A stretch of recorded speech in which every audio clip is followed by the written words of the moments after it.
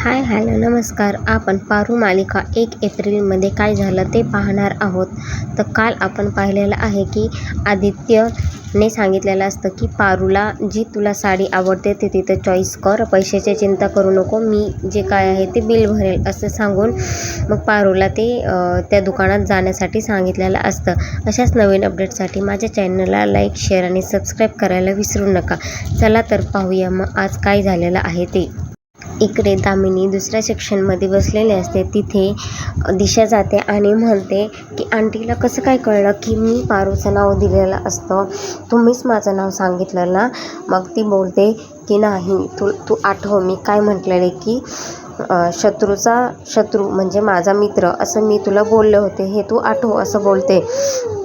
मग ती बोलते की ती तिला म्हणते की आंटींना कसं काय कळलं की मीच हे केलं होतं म्हणून. तर दामिनी म्हणते की हे तुझे सगळे कर्म आहेत. मग ती बोलते की तुम्ही माझ्या साखरपुड्याच्या खरेदीसाठी आला आहेत ना, तुमची तर गावाकडची लायकी आहे, तुम्हाला तर इथं माझ्यामुळे येता आलं नाही तर तुम्हाला कशाला इथे यावं लागलं असतं.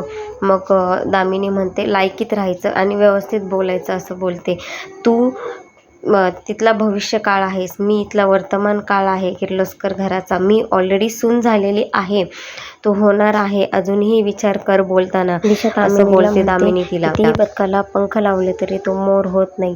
मग तिला दामिनी म्हणते की मला तू पंख लाव किंवा मला काहीही लाव, मला मोर म्हण किंवा बदक म्हण, मला काहीही फरक पडत नाही आणि निघायचं इथून म्हणते. इथं काही तुझं काम नाही आहे, इथून निघायचं आणि तिकडे जायचं. हो आंटी हे खूप छान आहे, हे आंटी ते खूप छान आहे, निघ म्हणते असं बोलून तिला तिथून पाठवून दे. मग इकडे पारू त्या मोठ्या दुकानामध्ये येते आणि म्हणते बा केवढं मोठं दुकान आहे, खाली पण तेवढंच आणि वर पण तेवढंच. मग मारुती म्हणते हो हो चल आपण जाऊया. मग तिथे बोलतात की साडी कुठे बघायची आहे, तर ती म्हणते खाली जाऊन तिथे साड्या आहेत तिथे बघा. मग तिथे गेल्यानंतर ते साड्या दाखवतात आणि साड्याच्या किमती फारच मोठ्या असतात, म्हणजे 16,000 20,000. मग ते ऐकून म्हणते नाही थोड्याशा कमी याच्यामधल्या दाखवा, ह्या खूपच महाग आहेत, आमच्याकडे याच्यामध्ये दुकाने विकत येईल असं बोलते. मग तेवढ्यात तिथे आदित्य येतो आणि आदित्य म्हणतो की चांगल्या साड्या दाखवा. तिथे आदित्य येतो आणि म्हणतो चांगल्या साड्या दाखवा आणि चला मीच सिलेक्ट करून देतो असं बोलतो. आणि साड्या दाखवतात तर तिथे एक साडी त्याला आवडते, त्याची किंमत असते 26,000 आणि ती साडी अहिल्याने तिच्या सुनेसाठी काढून ठेवलेली असते. पण हे मिसअंडरस्टँडिंग होऊन त्यांना कळतच नाही. मग ती साडी 26,000 ती म्हणल्यानंतर पारू म्हणते नको खूपच महाग आहे. मग आदित्य तिथल्या ज्या सेल्स असतात तिथल्या त्यांना म्हणतो की 80% ऑफ आहे ना, ऑफ आहे ना याच्यावरती. म्हणते हा 80% आहे ना, मग ठीक आहे, ही 5,500-6,000मध्ये येऊन जाईल ना. ती बोलते हो हो. मग पारू ती साडी घेते आणि खाली गेल्यानंतर आदित्य बिल करतो आणि त्यांना ती साडी घेऊन पाठवतो.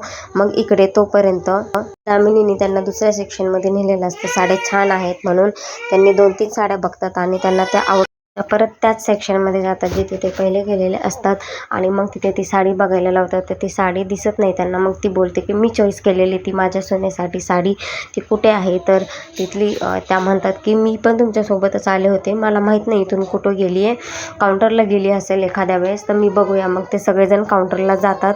काउंटरला गेल्यानंतर ती साडी विचारली जाते. ती त्यांना सांगते की 5 मिनिटं अगोदरच ती साडी विकली गेलेली आहे, कोणी नेली माहीत नाही आहे पण विकली गेली आहे. मग तिथे दिशा म्हणते तुम्हाला माहिती आहे का, अहिल्या देवी स्वतः इथे आलेल्या आहे तुमच्या इथे साडी चॉईस करायला. तुम्ही बोलतायत की ती साडी विकली, कसं काय तुम्ही असं बोलू शकता. मग तिथे दिशा म्हणते की हे असं केल्यानंतर तुमची इथली ड्युटी निघून जाईल. मग ती बोलते माफ करा, असं करू नका. अहिल्या तिथे शांतच बसते आणि अशा प्रकारे ते तिथून निघून येतात.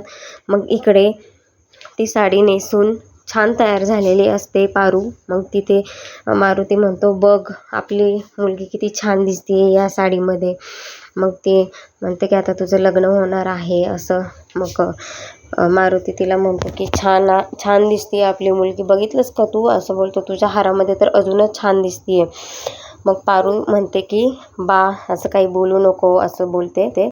मग मारुती म्हणतो, मुलगा दुबईला असतो, त्याला 80,000 पगार आहे आणि तुला छान सांभाळेन. आईवडिलांच्या शब्दाबाहेर नाही आहे तो मुलगा, म्हणूनच तर मी तुझ्यासाठी पाहिलेला आहे आणि छान आहे.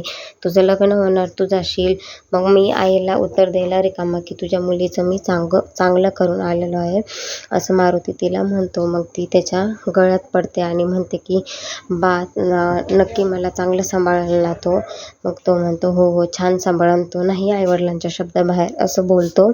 आणि अशा प्रकारे हा एपिसोड इथे संपलेला आहे. अशाच नवीन अपडेटसाठी माझ्या चॅनलला लाईक, शेअर आणि सबस्क्राईब करायला विसरू नका. थँक्यू.